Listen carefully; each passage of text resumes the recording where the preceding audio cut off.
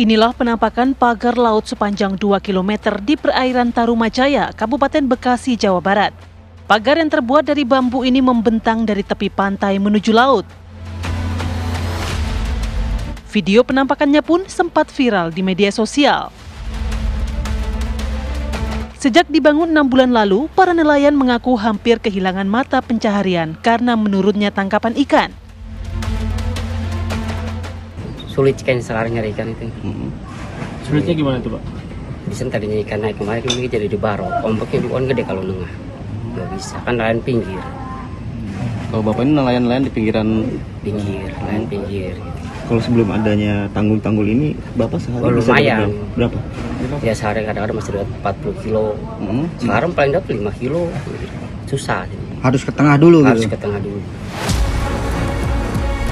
Kementerian Kelautan dan Perikanan atau KKP telah menyurati pemilik pagar laut di Bekasi untuk menghentikan kegiatan di sana.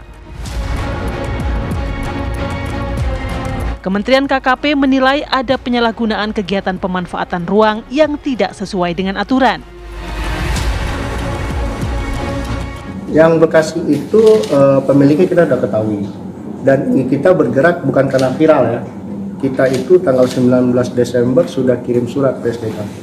Jadi sekarang memang lagi ada proses penegakan hukum karena ada indikasi pelanggaran kegiatan pemanfaatan ruang laut yang tidak memiliki izin PKKPR.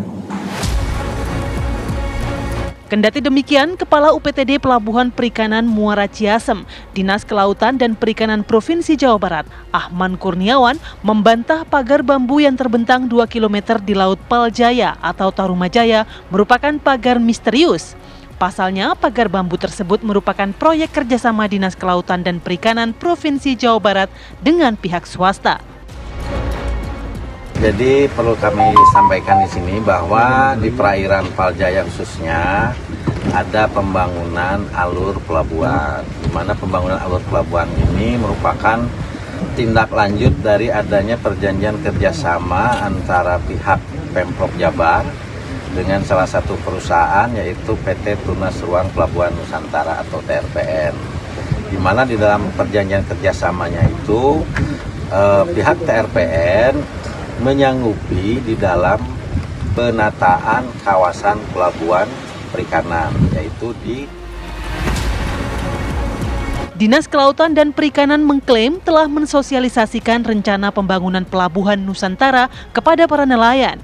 Pembangunan pelabuhan Nusantara diharapkan mampu menggerakkan ekonomi, terutama di bidang perikanan dan kelautan. Tim TV One mengabarkan. Dari KKP, kami sudah menyurat kegiatan ini di tanggal 19 Desember. Ya, 19 Desember kami sudah menyurat untuk menghentikan kegiatannya pemagaran tadi dengan ada dampingnya. Nah, kenapa dihentikan? Karena itu wilayah laut masih yang diuruk tadi dan tidak ada PKKPR-nya, PKKPRL, L, laut, ya. Ini kan masih wilayah laut di situ tuh tadi, gitu. Jadi dari KKP, dari kacamata KKP, karena tidak ada PKKPRL-nya, ya. Terkait dengan dokumen lain yang ada di mereka, nanti selanjutnya akan kami rapatkan bersama antara Pemda, kemudian mungkin dari perusahaannya, Pak Kadis akan menjelaskan dari mana. Nanti akan kita rapatkan bersama, duduk bersama, termasuk dengan instansi terkait pada bulan Desember kemarin, dan diminta untuk menghentikan kegiatan. Jadi yang dihentikan itu adalah kegiatan ini, ya, restorasi atau rekonstruksi lahan ini, itu yang dihentikan, karena tidak memiliki KKPR lautnya, ya. Nah, Andi Kumala dan juga pemirsa, belum selesai kasus pagar laut yang membentang cukup panjang di wilayah Tangerang, Banten. Kini pagar laut kembali muncul di perairan Bekasi, Jawa Barat, di mana memang pagar ini kemudian disesalkan ataupun diprotes oleh para nelayan karena mereka merasa ini merugikan mereka nih, Andi mengganggu Kumala, mengganggu proses penangkapan ikan. Dan untuk itu kita akan membahasnya pada pagi hari ini dengan beberapa narasumber. Salah satunya adalah Pak Doni Ismanto selaku staf khusus Menteri KKP Bidang Humas dan Komunikasi Publik. Selamat pagi Pak Doni.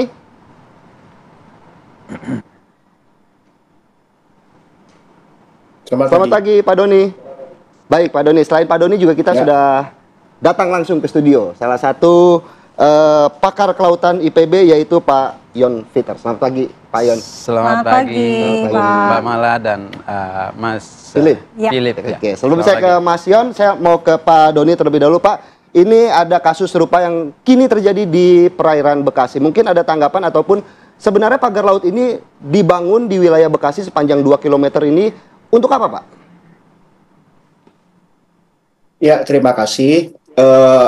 Seperti teman-teman ketahui, yang terjadi di Bekasi adalah pelanggaran pemanfaatan ruang laut yang tidak memiliki izin, dalam hal ini persetujuan kesesuaian kegiatan pemanfaatan ruang laut atau PKKPRL sesuai amanah dari Undang-Undang Cipta Kerja.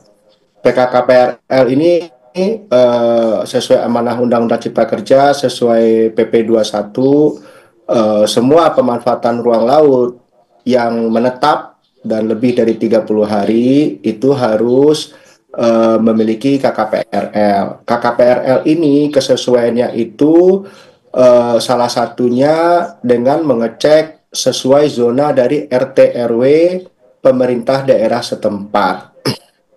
Nah, di kasus yang di Bekasi, seperti yang tadi Pak Kepala Dinasnya sudah bilang, itu ada kerjasama dengan swasta. Yang kita lakukan penegakan hukumnya, yaitu adalah penghentian kegiatan oleh negara dan menemukan ada wilayah laut yang harusnya memiliki PKKPRL, tapi yang keluar adalah KKPR darat atau KKPR-nya darat, padahal itu laut. Jadi dari 24 tahun kita track pencitraan satelit, daerah yang diklaim di darat itu tidak pernah darat, tapi adalah laut. Nah, karena itu sesuai dengan Undang-Undang CK, kita minta masalah hak atas tanah yang di laut itu ditinjau kembali dan disesuaikan dengan regulasi yang berlaku. Itu satu. Nah, yang kedua yang pengen saya kasih tahu di sini, mereka itu kan ada di dalam zona yang ditetapkan oleh Perda Provinsi Jawa Barat nomor 9 tahun 2022 tentang RT RW Jawa Barat tahun 2022 sampai 2042. Nah, di zona-zona yang mereka akan melakukan kawasan industri perikanan dan terminal khusus itu ada yang cakupannya zona pengelolaan energi ada di situ, zona pelabuhan perikanan di situ, dan zona pelabuhan laut di situ. Nah, jadi ada yang di daerah perairannya itu yang tidak punya PKKPRL itu ada sebagian itu masuk ke zona pengelolaan energi, di mana sekitar 200 sampai 300 meter dari dekat situ di zona yang mau mereka kembangkan lagi di reklamasi itu, di situ ada objek vital nasional milik PLN Nusantara Power. Nah, karena pengurukan yang dilakukan itu kualitas airnya menurun dan itu juga berdampak kepada objek vital nasional itu, di mana kan air itu dipakai buat salah satunya buat pendingin. Jadi inilah yang terjadi, tidak memiliki PKKPRL dan ada